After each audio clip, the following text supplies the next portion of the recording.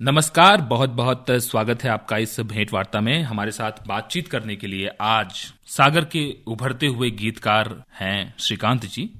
अपने आप को बुंदेली बॉय सूर्या कहते हैं और इसी नाम से ज्यादा चर्चित रहते हैं। सागर में रहते हैं, गाने लिखते हैं और ब्रेक मिलने का इंतजार कर रहे हैं। इनको इंतजार है कि कैसे इनके गाने बड़े मंच तक जाएं और देश दुनिया में लोग उनको जाने। तो आज बुंदेली बॉय सूर्या हमारे बीच उपस्थित हैं। आपसे हम बातचीत करेंगे और जानने की कोशिश करेंगे कि आपकी लेखन यात्रा, गीत की लेखन यात्रा, लिरिक्स राइटिंग की यात्रा कहां तक पहुंची है। सबसे पहले आपसे हम जानना चाहेंगे श्रीकांत जी, श्रीकांत से बुंदेली बॉय सूर्या बनने तक का सफर ये कैसा रहा? सर पहले तो नमस्कार। श्रीकांत नाम सर ये हमारा रखा है, बट क्या है ना, जब हमने लिखना स्टार्ट किया ना तो उसमें यूयू हनी सिंह, देसी बॉय बादशाह, जिनको कहना चाहिए, जिनको देख के हमने लिखना सीखा या किया है, तो उनकी तरह हमने सोच रखी कि हम भी दुनिया में अपना नाम करेंगे। तो उसके लिए हमें कुछ ट्रेंड चाहिए था। बुंदेलखंड के हम हैं तो अपन अलग से नाम रखने का सोचा, तो एक थॉट आया बुंदेली बॉय सूर्या। तब इस जाके हमने ये नाम रखा बुंदेली बॉय सूर्या, और हर गाने में अपना नाम है और ट्रेंड में जब आएंगे कल के दिन तो नाम भी अपना शो करेगा, बुंदेली बॉय सूर्या। जी सर। और आपने जिन दो गायकों की बात की वो एक अलग तरह के गायन शैली के लिए जाने जाते हैं, तो आपकी भी लेखनी की जो स्टाइल है, स्टाइल ऑफ राइटिंग है, जैसे आप गानों को लिखते हैं, लिरिक्स लिखते हैं, गीत लिखते हैं, वो भी क्या वैसी ही है? यस सर, उन्हीं की तरह है। इसीलिए तो मैंने नाम उनके एम के हिसाब से रखा कि उनकी तरह लिखना स्टार्ट किया तो कम से कम उनकी तरह नाम भी हो जाए हमारा। तो आप बुंदेली में लिखते हैं, भाषा क्या होती है? हिंदी में लिखते हैं या कोई और भाषा?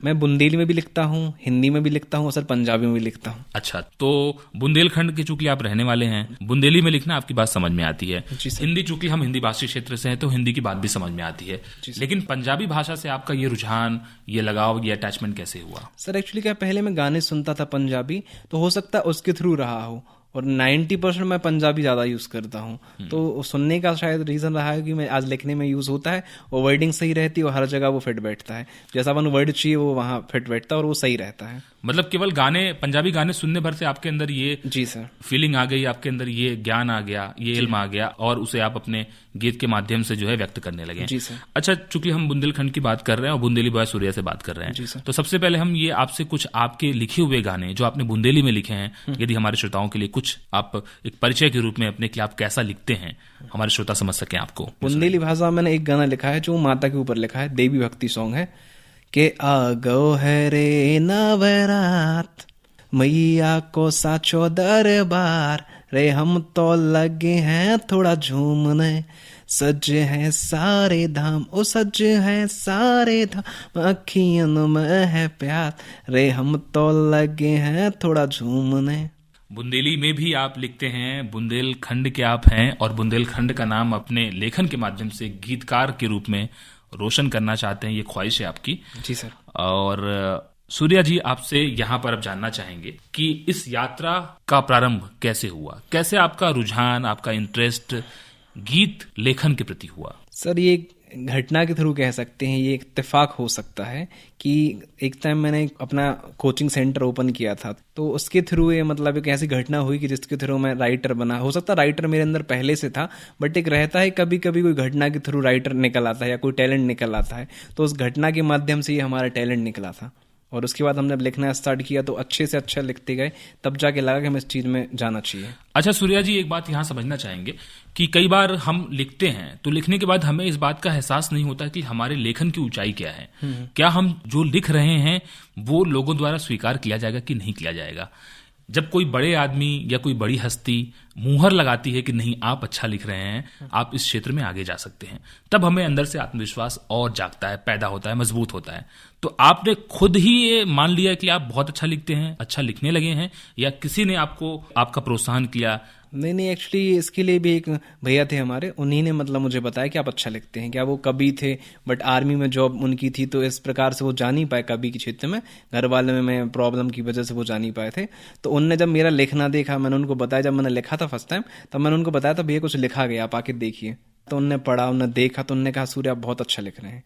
अब अगर आपका स्टार्टिंग है, आप कोशिश करी, तो मैंने 1 2 3 4 महीने ऐसे पहले ट्राई किया, फिर जब लगा तो लिखते गए और अच्छा हुआ और अच्छा हुआ, तब जाके मैंने ट्राई किया, तो फिर मुझे लगा, फिर कुछ लोगों से मिला, उनको सुनाया, तो सबको पसंद आया, सबने मेरी तारीफ की कि आप अच्छे लिखते हैं, आप जाके कोशिश कर सकते हैं इस फील्ड में। आप कितने सालों से ये प्रयास कर रहे हैं? लेखन कब से कर रहे हैं आप? मैं सर 5-6 साल हो गए मुझे। 5-6 साल आपको लिखते हुए हो गए? जी सर। इन 5-6 सालों में कोई ऐसी अविस्मरणीय घटना, कुछ मेमोरेबल मोमेंट्स आपके लाइफ में, आपके जीवन में, जब किसी खास ने आपको कहा हो कि नहीं आप बहुत अच्छा कर रहे हो और आपका नाम एक दिन जरूर होगा? हाँ, एक विजयश्री मैम है जो प्रोड्यूसर हो चुकी हैं, पहले वो आर्टिस्ट थी, तो उनसे मुलाकात हुई थी हमारी मुंबई में, तो उनने हमारी चीज़ें देखी, उनने टैलेंट की कदर की, उनने कहा था कि हाँ आप अच्छा करते हैं और आप जितना अच्छा लिख रहे हो ना, इन फ्यूचर आपका नाम भी अच्छे होगा। क्या वो भी अपने एमपी की हैं, तो जब उन्होंने देखा कि अपन एमपी के होगे, तुम पंजाबी लैंग्वेज इस तरह से यूज़ कर रहे हो तो बहुत आगे तक जाओगे तुम, तब जाके उनने कहा था। फिर 1-2 जगह मुलाकात भी कराई उनने हमारी, तो उन्होंने डायरेक्टर प्रोड्यूसरों ने भी कहा कि आप अच्छा लिखते हो, इन फ्यूचर आपका नाम होगा।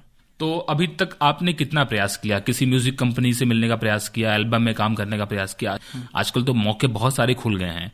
सर मैंने प्रयास बहुत किया है और लोगों ने भी मतलब दे रखा है कि हाँ होगा, करेंगे ऐसा, तो बस यही चल रहा है, वेट चल रहा है। बाकी 1-2 जगह मेरी बात हो रखी है, इन फ्यूचर देंगे शायद काम करेंगे, बस ब्रेक का इंतजार है, किसी अच्छे बड़े प्रोडक्शन के साथ काम करने के लिए बैठे। चलिए सूर्या जी, बहुत अच्छी बात है कि आपको अपने टैलेंट पे पूरा भरोसा है कि आप एक दिन जरूर अपने आप को स्थापित कर पाएंगे, लोग जानेंगे आपको। और यहाँ पर एक चीज और हम समझना चाहेंगे, क्योंकि जब हम आप जैसे यंगस्टर से बात करते हैं, युवा से बात करते हैं, तो जो पारंपरिक कैरियर के क्षेत्र हैं, ट्रेडिशनल कैरियर के ऑप्शंस हैं, लोग उधर ज्यादा जाते हैं। डॉक्टर बनना चाहते हैं, इंजीनियर बनना चाहते हैं, सरकारी सेवाओं में जाना चाहते हैं। आपने चूंकि बीकॉम की पढ़ाई की है, आपने बताया, तो आपके घर की तरफ से, आपके फैमिली में कभी ये आपके ऊपर दबाव नहीं रहा कि आप भी आम युवाओं की तरह कैरियर को सरकारी सेवाओं में या पारंपरिक क्षेत्रों में स्थापित कीजिए, बजाय इसके कि एक ऐसे क्षेत्र में जाइए जहां पे सफल होने की संभावना शायद बहुत मुश्किल है? जी सर, रहा है। परिवार से बहुत परेशान है और उन्हें बोला भी कि सब छोड़ के आप जॉब करिए, इस चीज़ में ना रहिए, अब बहुत टाइम हो गया, 5-6 साल बहुत होता है। पर सर एक लगा है मुझे कि जो मैं लिखता हूँ ना, अगर मैं कुछ बन पाऊंगा इसके थ्रू, तो बहुत कुछ दुनिया में अलग करूँगा, कोशिश करूँगा लिख के बताने के लिए समाज में, देश में। जी सूर्या जी, बहुत अच्छी बात है कि आप जो आम रास्ते होते हैं, आम लोग जिधर जाते हैं, क्योंकि हर आदमी वही काम करता है, उससे अलग हट करके कुछ करना चाहते हैं, और निश्चित ही जो लोग अलग हट के कुछ करते हैं वही लोग एक अलग नाम भी बना पाते हैं दुनिया में। सूर्या जी, यहाँ पर आपसे हम ये जानना चाहेंगे कि बुंदेली में तो हमने आपकी लिखे हुए गीतों को सुन लिया, पंजाबी भी आप लिखते हैं, और पंजाब में कभी आप रहे नहीं। जी सर। पंजाबी भाषा की कभी आपकी औपचारिक शिक्षा नहीं हुई, केवल पंजाबी गाने जो आपने सुने हैं उससे आपके भीतर एक ज्ञान जो पैदा हुआ, उसके माध्यम से आप लिखते हैं। तो ये कैसे आता है, और कुछ अगर आप यहाँ पर बता सके हमारे श्रोताओं को गा करके कि पंजाबी कैसा लिखते हैं आप? जी सर, मैंने सर पंजाबी में एक गाना लिख रखा है, तो मैं उसी को सुना देता हूँ। मैंने गाने बहुत सारे लिखे पंजाबी, पर एक जो अच्छा गाना है मैं उसको सुना दे रहा हूँ। वैसे गाने सभी अच्छे हैं, बट एक गाना उसमें ज्यादा अच्छा है, तो मैं आपको वो सुना देता हूँ। जी जरूर। उसके बोल हैं, तैनू देख के जीवा मैं, मेरी गल तू ऐ समझ ले, तैनू किन्ना चावा मैं, एक बार इशारा तो कर दे, तैनू देख के जीवा मैं, मेरी गल तू ऐ समझ ले, तैनू किन्ना चावा मैं, एक बार इशारा तो कर दे, वे मैं चांद आसमां तारे सारे तोड़ ला दूं तेरे उत्ते, वे मैं चांद आसमां तारे सारे तोड़ ला दूं तेरे उत्ते, वे तू रुस्सिया न करवे सोहणिया रुस्सिया न करवे, वे तू रुस्सिया न करवे सोहणिया मेरी जान है तेरे उत्ते, वे तू रुस्सिया न करवे सोहणिया मेरी जान है तेरे उत्ते। जी सूर्या जी, आपने पंजाबी की कोई शिक्षा नहीं ली है, लेकिन फिर भी पंजाबी में आप लिखते हैं, और आपको पूरा भरोसा है कि आप पंजाबी गाने में भी उतनी ऊंचाई हासिल कर पाएंगे जो आप हिंदी में करेंगे। यहाँ पर आपसे हम ये समझना चाहेंगे सूर्या जी कि संघर्ष तो बहुत है इस क्षेत्र में, 5 साल से आप भी देख रहे हैं, तो फिर कभी मन में नहीं आता है कि आप इतना अच्छा कर रहे हैं, या फिर लोग आपको दाद देते हैं, आपकी सराहना करते हैं, आपको प्रेज करते हैं, आपकी तारीफ करते हैं, कभी लगता नहीं आपको कि बहुत संघर्ष हो गया, आप ऐसा करते हैं, चलते हैं, वापस बोरिया बिस्तर पैक करते हैं, कभी ऐसा लगा नहीं आपको? सर एक्चुअली लगा था, 1-2 बार हुआ भी, पर फिर क्या है, जब मैंने देखा स्ट्रगल सिंगरों का, राइटरों का, बहुत सर का जो मतलब म्यूजिक डायरेक्टर भी हैं और एक्टर भी हैं और लेखक भी हैं, मनोज सर हो गया, जैसे मनोज मुंतशिर सर, तो बहुत लोग देखे स्ट्रगल, नवाजुद्दीन सर हो गया एक्टर, उनका देखा, तो उन्होंने 25-25 साल मेहनत करने के बाद नाम कमाया। तो मुझे भी लगता है अगर अपने अंदर टैलेंट है ना, तो उसका अपन यूज़ करें, आज नहीं तो कल नाम होगा।